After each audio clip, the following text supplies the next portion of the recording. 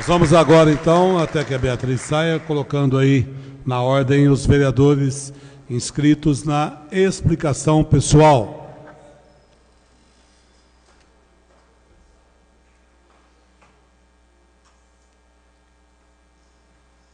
Vereador Carlos Roberto de Oliveira Costa, 7 minutos. Já está contando já.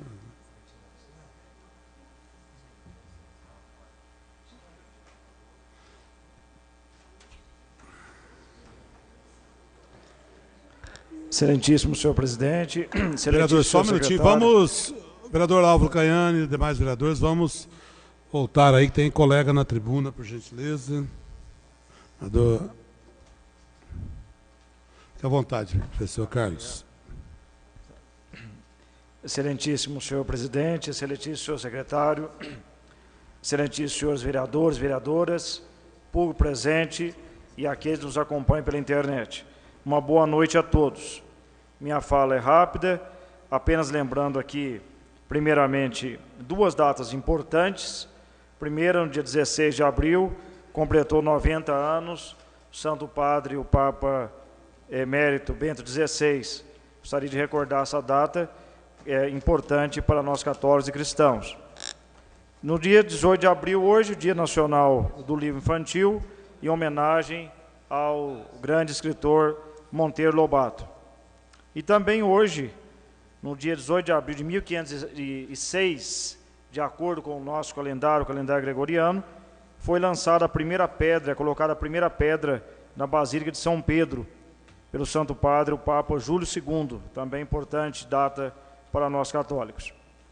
Apenas gostaria de comentar também acerca do que o vereador Joaquim colocou, do problema lá do parcelamento, né, das dívidas, enfim, das contas de água, e eu gostaria até de falar das contas de luz também, né, que na verdade isso é uma discussão, né, pelo que eu já estudei, a jurisprudência ela aponta que não pode existir isso, né, não pode existir o corte de água e luz. O caminho para resolver esse problema tem que ser outro, conforme é realizado em outros países, e não o corte da água e da luz, que realmente é um problema grave para as pessoas mais pobres, porque nós sabemos, conversando inclusive lá em específico no DEMAI, nós sabemos que infelizmente há pessoas que abusam disso, há pessoas que podem pagar e não fazem, por motivos que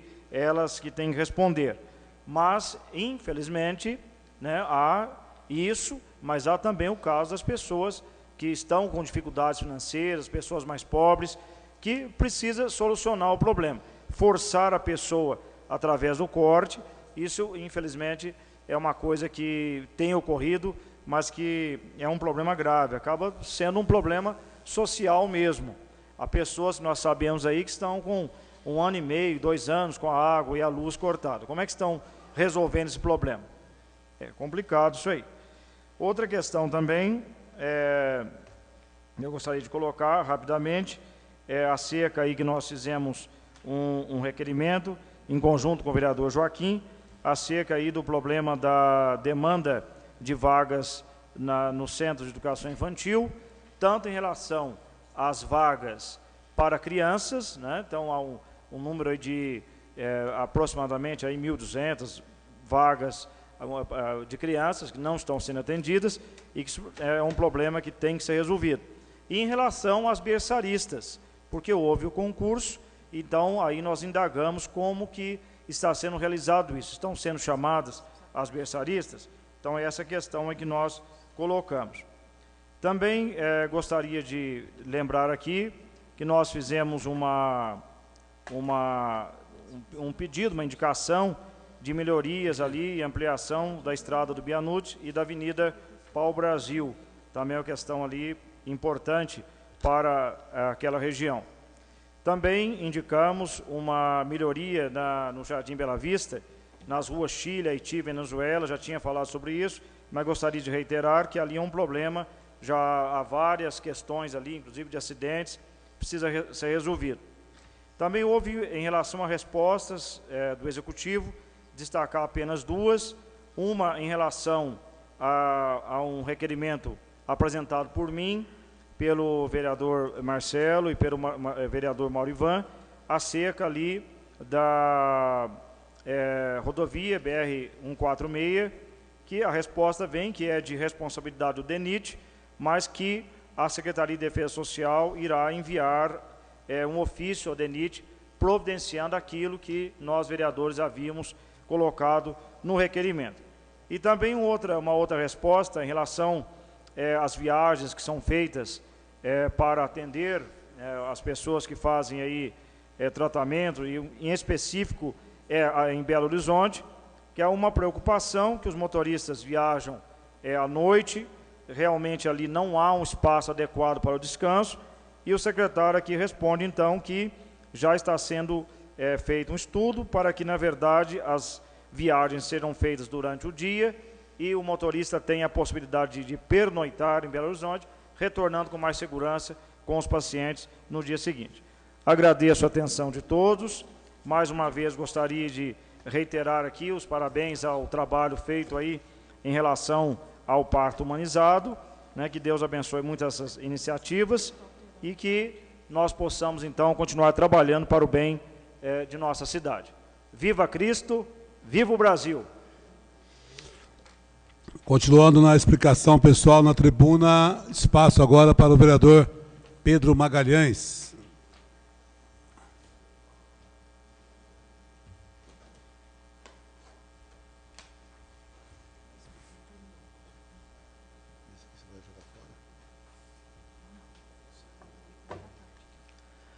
Senhor presidente, nobres vereadores, ao público que está presente, o pessoal que está nos acompanhando pela internet. Senhor presidente, hoje eu ocupo a tribuna simplesmente para fazer um agradecimento referente a um requerimento que apresentei aqui algumas semanas atrás e obtendo agora uma resposta da Secretaria Municipal de Saúde referente ao nosso pedido de instalação de câmaras de monitoramento no Hospital Margarida Morales, né? Um hospital importante ali para a região sul. Nós já tivemos a oportunidade de destacar, né, que não somente atende aos moradores da região, mas também aos moradores de toda a cidade, inclusive da zona rural. Tem um fluxo muito grande e nos últimos anos tivemos algumas ocorrências, né, de furtos, extravios, e recentemente foi noticiado aí por toda a imprensa o furto ali de um notebook que estava acoplado ao aparelho de eletrocardiograma, né, ali do hospital. E nos chamou muita atenção essa situação que vinha acontecendo há bastante tempo, né, entre outros produtos ali e ferramentas e tudo mais que foram furtados ao longo, né, dos anos, né, que nós fizemos um levantamento. E a Secretaria Municipal de Saúde nos informou que estará fazendo a instalação das câmaras de monitoramento ali no hospital, a contar já com prazo aqui de 180 dias, a contar do início do mandato, já do início em janeiro. No prazo de 180 dias será instalada as câmaras lá de monitoramento e também vai ser instalado, novo vereador Alvo Canhani, também na Zona Leste, viu? Vai no Hospital da Zona Leste e no prédio novo do SAMU. Então nós ficamos muito felizes, muito contentes desta oportunidade aí da administração, né, corrigir aí uma situação que vem se arrastando aí há bastante tempo. Então, meu motivo de estar ocupando a tribuna é nosso agradecimento, né, e agradecer também os colegas vereadores que têm sempre aí nos apoiado, né, e votado favoravelmente aos requerimentos, aos pedidos que nós temos feito aqui nessa casa. Então, muito obrigado. Muito obrigado, vereador Pedro Magalhães. Convidamos agora o vereador Marcelo Heitor da Silva.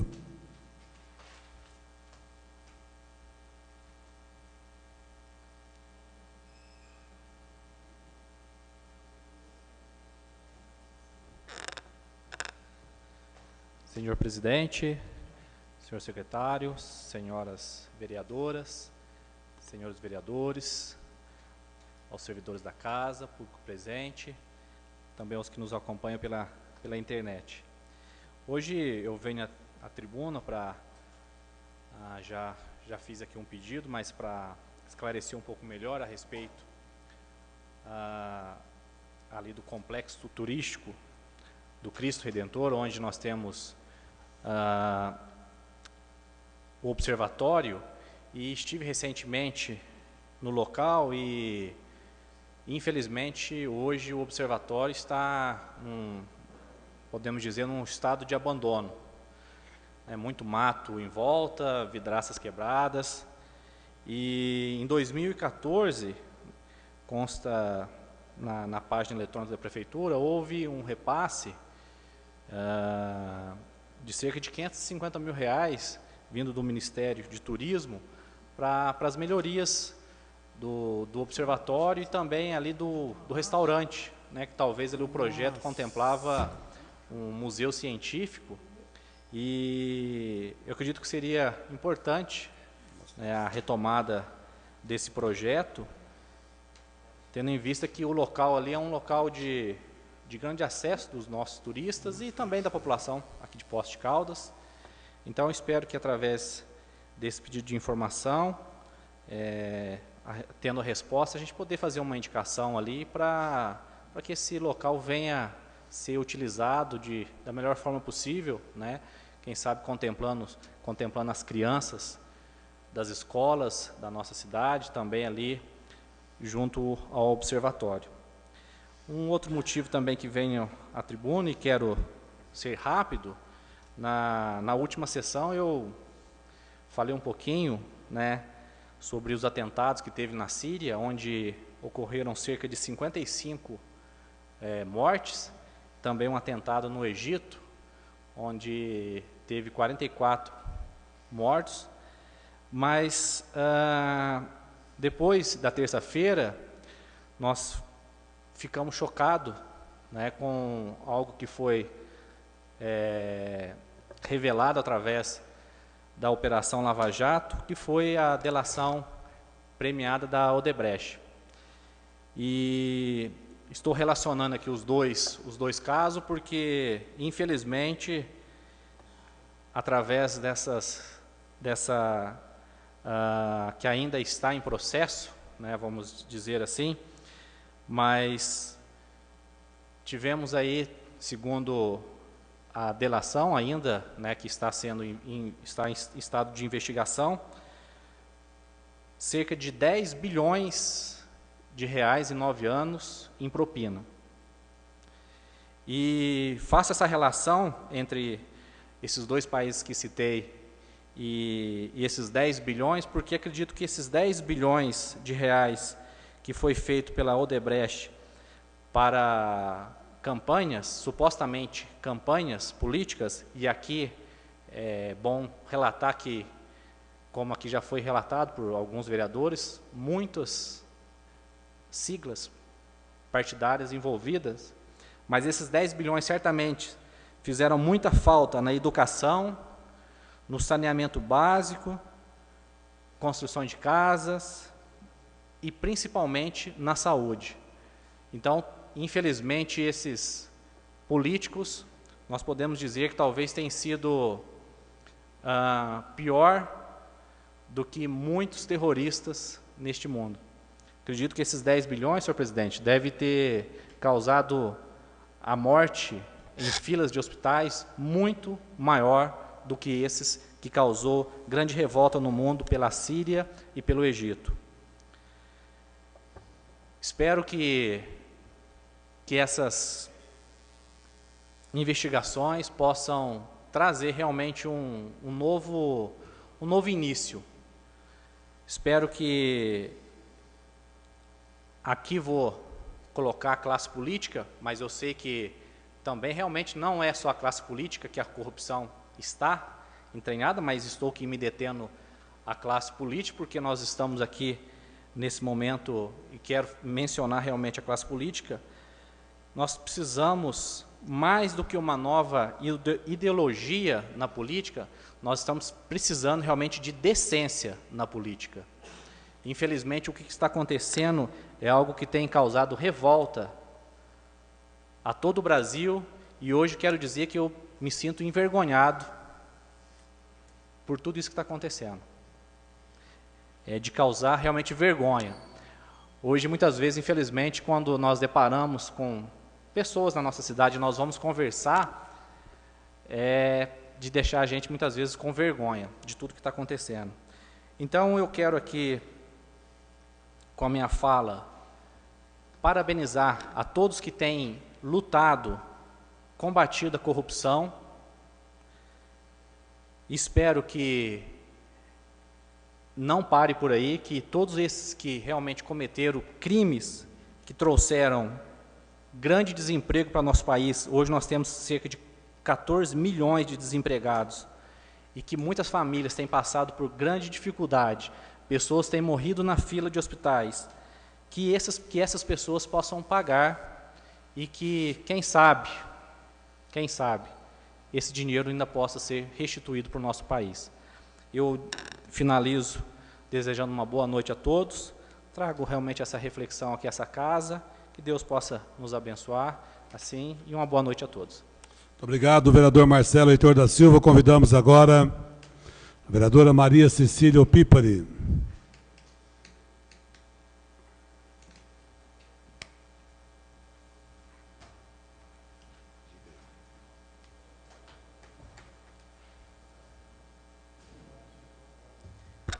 Senhor presidente, senhor secretário, senhores vereadores, senhora vereadora, senhoras e senhores presentes. Vereador Marcelo, eu acho que é muito importante sua fala. Só que essa manhã eu tive uns 10 minutos para poder conversar um pouco mais com a minha mãe, e eu fiquei me questionando. Quando a gente fala de corrupção, e aqui os vereadores sabem de que desde que eu entrei aqui, eu tenho esse trabalho de combater a corrupção, de fiscalizar os atos do Executivo. Fiz um trabalho com a Marribo, em Ribeirão Bonito. Tive a oportunidade de conhecer a sede deles lá em Ribeirão Bonito. A gente fez uma parceria. E, diante disso, eu continuei meu trabalho nessa linha de fiscalização. Mas aí a gente se pega a pensar, será que esse montante de escândalo, de corrupção que está acontecendo, se as câmaras municipais fiscalizassem realmente os atos do Executivo, se as assembleias fiscalizassem os atos dos governantes, dos governos dos estados, se os tribunais de contas fizessem realmente a sua função, de que é fiscalizar as câmaras, os atos do Executivo, de prestação de contas, e que se apresentassem na maneira que tem que ser, será que esse montante de... É porque eu estou me perdendo com tanta fala paralela, eu pedi só... me perdoe, mas é porque hoje eu me desfoquei com a conversa dos colegas ali. Será que teria tanta corrupção dessa maneira se tivesse, sim, a fiscalização? E aí eu me pergunto, eu queria saber de vocês se vocês estão incomodados com a questão do prefeito de Poços de Caldas estar dirigindo uma cooperativa de crédito, onde ele toma conta da cooperativa de crédito e é prefeito municipal. Porque esse requerimento não é só meu e do vereador Paulo Tadeu, depois que foi aprovado, é de todos os vereadores. E eu só queria entender se vocês se sentem incomodados ou se vocês acham que não tem problema, que não está tendo problema na lei orgânica, que não tem conflito de interesses e que não tem nenhum problema na Constituição. Que eu me pergunto isso, sinceramente, porque parece que só nós dois estamos preocupados com essa situação, sabe? E compete a nós, vereadores, fiscalizar.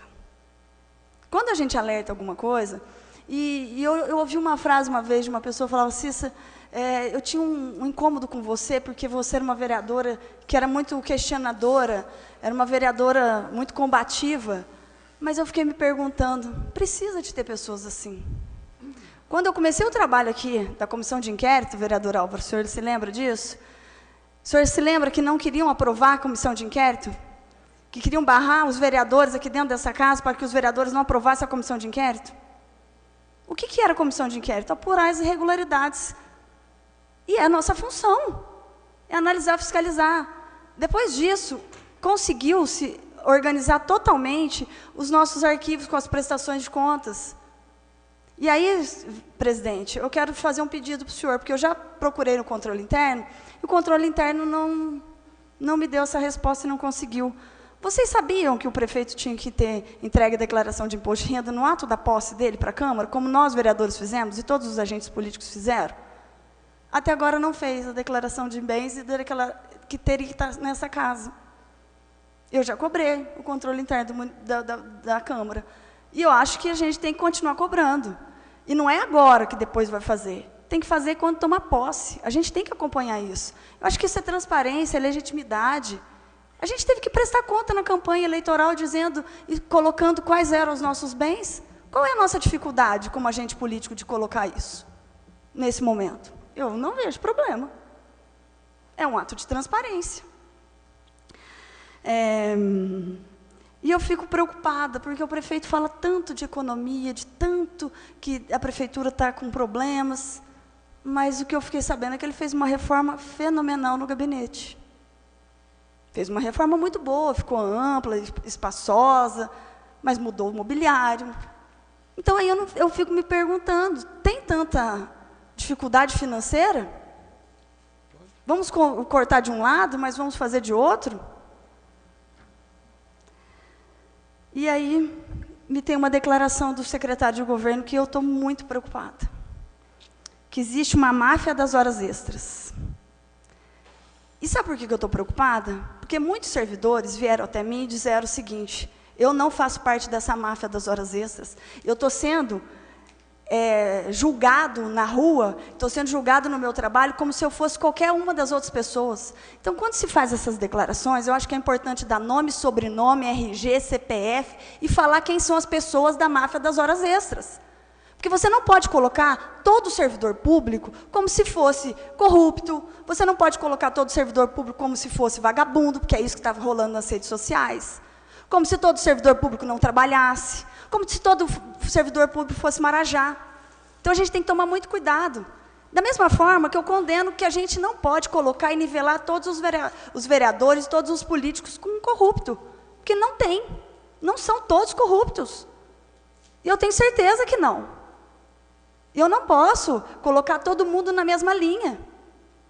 E tem servidores que estão se sentindo incomodados, sim, servidores da UPA que estão se sentindo incomodados, porque eles não fazem parte da máfia das horas extras. E quando se fala disso, eu acredito que tinha que ter sido apurado, ter feito uma sindicância, ter demonstrado com relatórios que existe uma máfia, de que são essas pessoas que ganham mais, que são as pessoas que ganham menos, essas pessoas que não trabalham, que essas pessoas têm problemas. Agora, você coloca como se todo mundo fosse ruim. Então, isso sirva de alerta para que, quando fosse falar alguma coisa, tem que ter documentação. Igual quando eu falei com o vereador Álvaro, que eu tenho muito carinho, muito apreço por ele, ele sabe disso, né, de que, quando a gente vai fazer um programa, mudar uma estratégia, primeiro a gente tem que planejar, tem que se organizar. Não adianta depois eu pedir anuência para a ANEEL. Não adianta depois eu querer saber do conselho do DMS se podia ou não. Primeiro eu tenho que pedir anuência, primeiro eu tenho que solicitar as informações, para depois eu poder fazer. É a mesma coisa de que eu, enquanto vereadora, quisesse, de uma forma um tanto quanto autoritária, ou às vezes até egoísta, fazer um projeto de lei que eu entendo que vários vereadores, mudanças na lei, sendo que vários vereadores têm essa causa. Compram a defesa da causa dos animais, que foi o resultado da Lei Complementar 58, que montou-se uma comissão para estudar e analisar. Então, eu gostaria que o secretário de governo, quando se referisse, tomasse muito cuidado, porque máfia de hora extra tem que dar nome, sobrenome, RG, CPF e o salário que tem que estar exposto no site da prefeitura. E não falar como se todos os servidores públicos fossem ruins.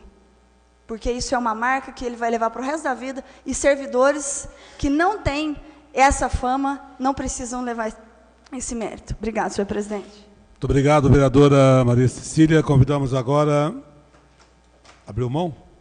O vereador Lucas Arruda, abrindo mão do seu espaço na explicação pessoal.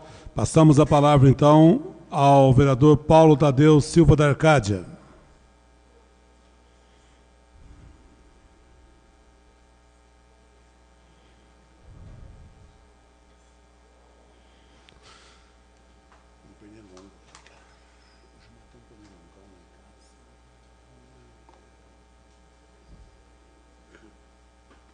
Senhor presidente, senhor secretário, senhoras vereadoras, colegas vereadores, eu quero também iniciar aqui a minha intervenção tratando aí dessa questão da máfia das horas extras. Eu entendo que há aí uma certa irresponsabilidade nisso, porque os servidores lá são muitos. São pessoas concursadas, alguns com histórico de prestação de serviços muito importantes no município e que não merecem ser jogadas na mesma vala comum.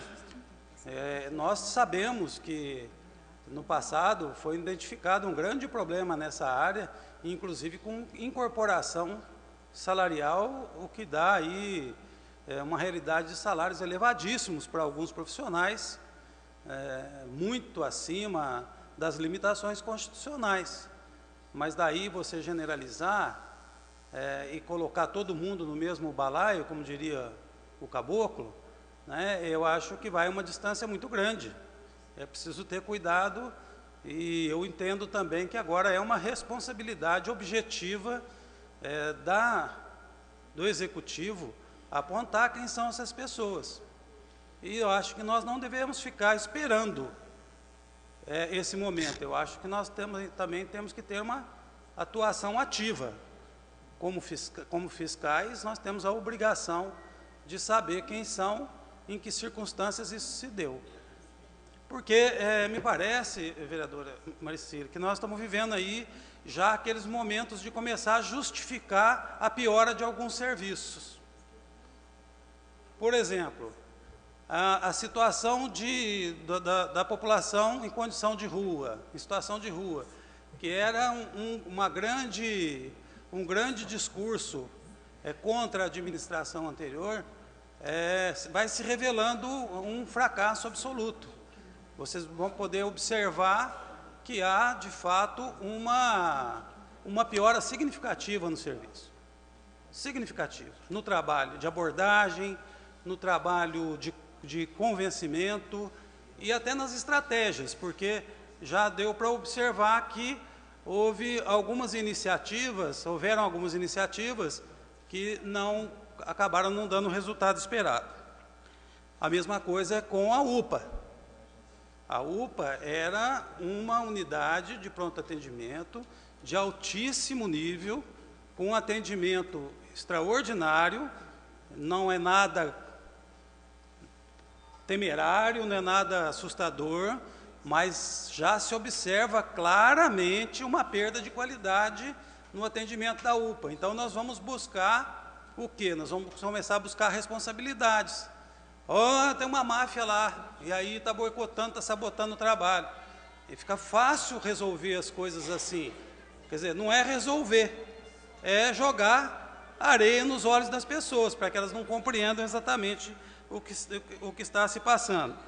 A vereadora Maricília deu uma informação aqui que eu estou perplexo, eu quero confirmar isso, que é o fato do prefeito e o vice não terem entregue as declarações de bens. Está aqui, desculpe, nobre vereador, eu ia falar após a sua fala. Eu tenho cópia aqui da ata da sessão de instalação e posse da 18ª legislatura, cópia da ata, onde consta que está na ata o senhor Sérgio Antônio Carvalho Azevedo declarando os bens, se o senhor quiser e os demais colegas também quiserem, e também os bens do senhor Flávio Henrique Faria. Não, Vossa Excelência... Então, menos mal. Tá, eu tenho menos aqui... mal, porque eu honestamente, eu fiquei aqui imaginando em que circunstâncias se deu essa posse. Só queria fazer um adendo, nobre vereador, Vossa Excelência, que já foi prefeito, já foi vereador, presidente dessa casa, se ele não entregasse, ele nem tomaria posse aqui nesta casa. Exatamente. Tá? Eu estava para falar após sobre este e outros assuntos também, mas para evitar que Vossa Excelência siga... Né? Se estenda. Não, posso estender à vontade. Eu não tenho preocupação com o tempo, porque, graças a Deus, não... A gente está aqui para trabalhar mesmo, mas é bom a gente poder informar para que... Não, fico mais confortável. Fique à vontade, então. Eu fico mais confortável, porque eu não consegui entender como é que isso poderia ter se dado, porque, de fato, é algo que impede a posse. É muito claro que o parágrafo 1º do artigo 134 do nosso regimento interno, inclusive, dá um prazo de 5 dias para que essa declaração de bens seja registrada em cartório. Então, em 5 dias tem que estar registrado em cartório como forma de... Enfim, uma forma de criar parâmetros de fiscalização até para circunstâncias que aqui em Poços, felizmente, historicamente, nós não temos, que são essas chamadas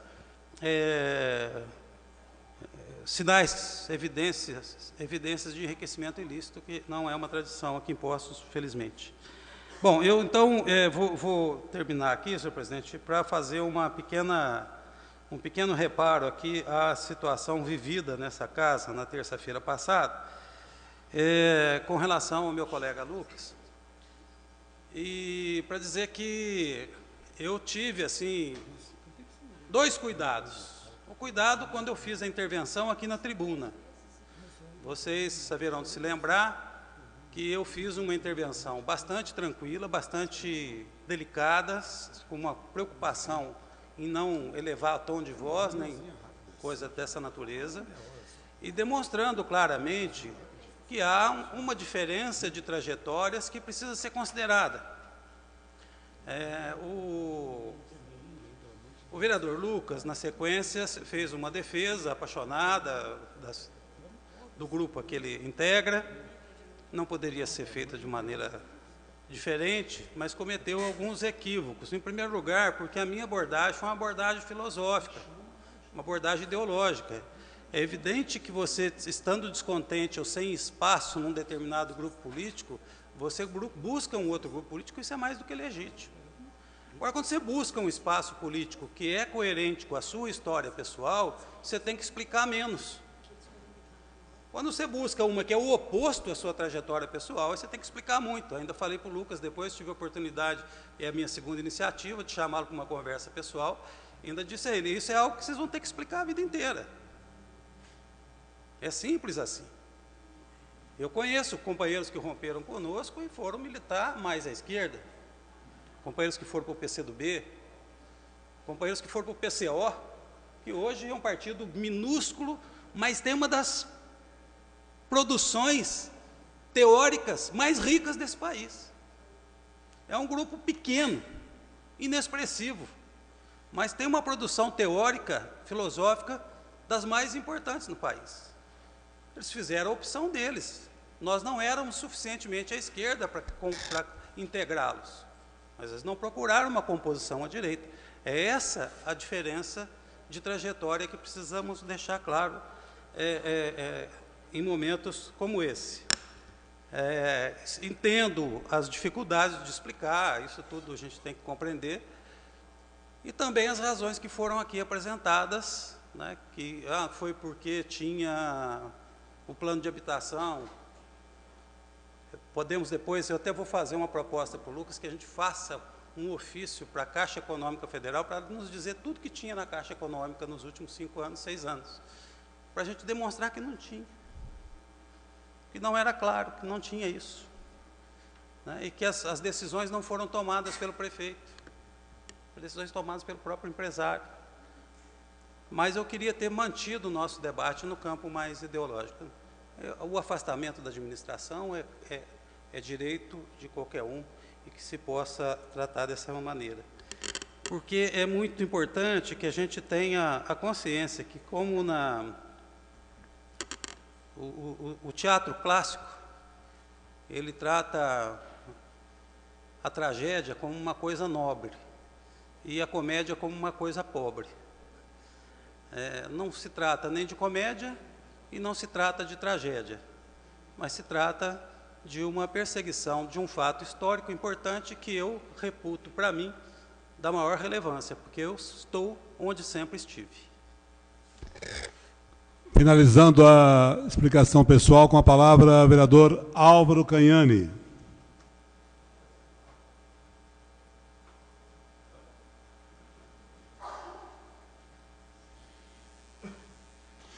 Antes do Álvaro Caiano, eu queria pedir aos vereadores e vereadoras que logo após o encerramento da reunião permaneçam aqui por umas 2 horas mais ou menos, para a gente poder conversar sobre assuntos relativos aos problemas que precisamos relatar aos nobres colegas.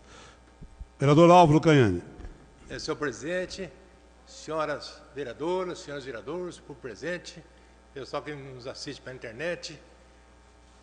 O que me traz aqui são vários assuntos. Eu lembro que eu sempre fiz política, mas nunca fiz política apaixonada. Eu respeito as opiniões alheias, diferente de mim, é normal, é justo, regime democrático, cada um tem uma opinião, respeito todos. Eu fiquei surpreso quando foi falado que o prefeito teria tomado posse sem a declaração de bens. Falei, meu Deus do céu, a Câmara aqui municipal é uma das câmaras mais enxutas e mais exigente que existe. Em tomar posse, sou vereador 6ª vez, o Antônio Carlos 7ª vez, o Paulo Staco várias vezes, o Paulo Tadeu várias vezes. E sempre a gente toma posse, uns 10 dias antes, você manda para nós um ofício, falando tudo o que tem que fazer para tomar posse como vereador. Uma condição é a declaração de bens. O pessoal são enérgicos, cobra a gente, tem que louvar o pessoal da secretaria. A Cristina esse ano está no comando, ela também foi exigente, bateu duro. Eu entreguei minha declaração de bens certinho e todos vocês entregaram para tomar posse, não tomar posse. Então, o prefeito fica tranquilo, falou isso aí, foi algum engano, qualquer coisa aí. Ele foi explicado, o presidente da Câmara tomou as providências de praxe, e era uma pessoa séria, responsável, e mostrou que houve declaração de bens.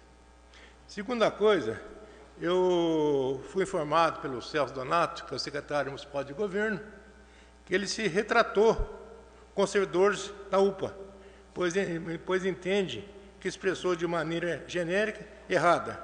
Está pedindo desculpa aos servidores lá da UPA.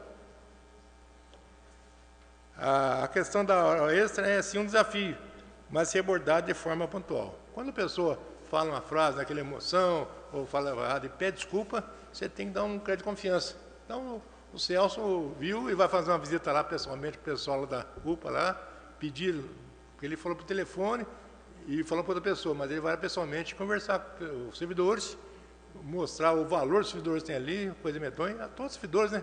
Nós temos servidores em Poste Caldas, um quadro muito bom, pessoas excelentes, pessoas sérias, que labutam ali. Então, não podemos desprezar isso aí. Outra coisa que eu queria falar, respeito que várias pessoas lá no bairro Vila Cruz me pediram para aquela ponte, que tão sonhada a ponte, que eram 2 pontes que eu batalhei. Uma ponte é aquela frente lá dos mercados do Vila Nova lá, uns 25 anos.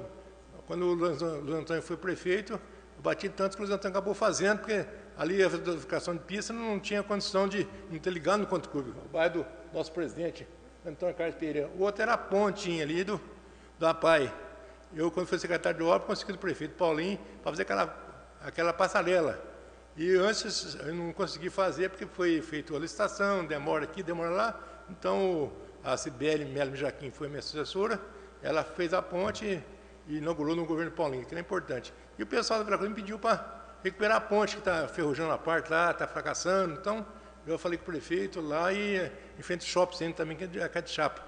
E o prefeito, por minha surpresa, falou que determinou a Secretaria de Obras para pintar todas as pontes aqui de Poste Caldas, começar a pintar todas as pontes de Poste Caldas aqui. Isso é muito bom. Inclusive o viaduto da Rua São Paulo, quando eu fui secretário de obra, foi pintado lá de azul. E hoje o prefeito falou que vai pintar lá o viaduto da Rua São Paulo, que é muito importante, e foi feito pelo nosso saudoso, inesquecível prefeito Agostinho do Lara Junqueira. Mas voltando ao Agostinho, eu tenho muita história. Então eu vou contar uma da história do Agostinho. A prefeitura era pequena naquela época, não tinha muitos servidores. E a turma chegou no Agostinho, onde que ali, hoje, onde que é a parte ali de hoje, onde que era a Telecausa ali embaixo, aquele portãozão de ferro, a turma cercou o prefeito chegou a cercar o prefeito. Ô prefeito, falar com o senhor, a situação está preta, nós estamos nessa, mas naquelas.